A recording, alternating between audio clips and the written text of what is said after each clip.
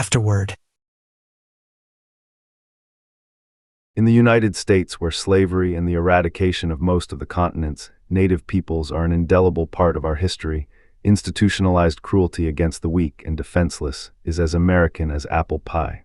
Although the U.S. eventually went to war against Hitler and helped defeat him, his worldview lives on in the land of the victors.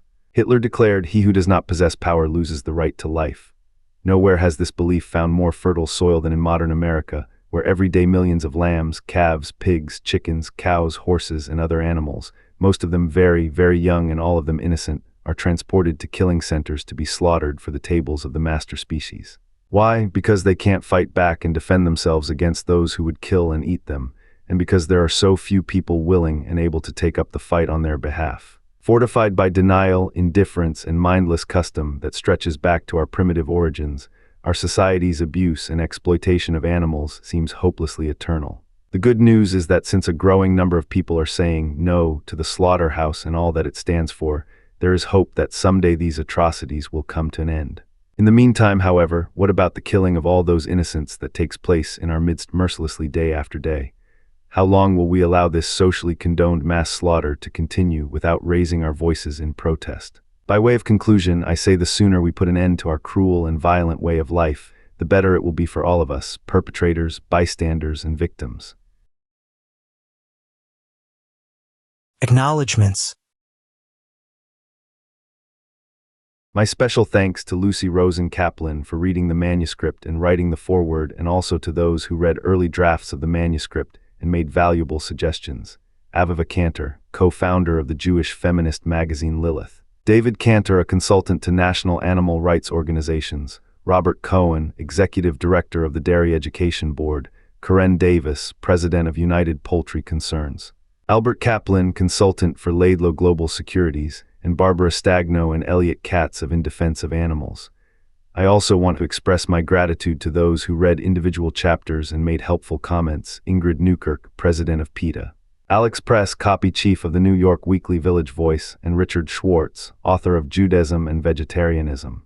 Those who shared their stories that appear in Part III also deserve a special word of thanks. Lisa Lapel, Dan Berger, Mark Berkowitz, Krista Blank, Aviva Cantor, David Cantor, Stuart David, Robin Duxbury, Gail Eisnitz, Dietrich von Hogwitz, Alex Hersheft, Susan Calev, Albert Kaplan, Helmut Kaplan, Lucy Kaplan, Ann Kellerman, Eric Marcus, Jennifer Melton, Ann Muller, Peter Muller, Rhoda Ruttenberg, Peter Singer, Barbara Stagno, Sonia Weissman, Zoe Weil, and the late Henry Spira.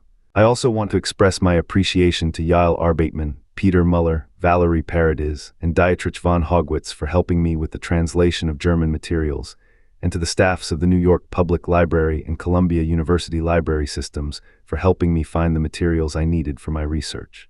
Those who offered me a helping hand, valuable advice, or an encouraging word along the way also deserve mention. Badia Bauman, Alan Bergson, Georgina Bishop, Andrea Da Vinci Braun, Gert Bregman, Waclo Gadzimba Malasiewski, Roberta Kelchowski, Albert Kaplan, Marilyn Klein, Michael Larson, Ralph Mayer, Elizabeth Pomada, and Debbie Tanzer, among others.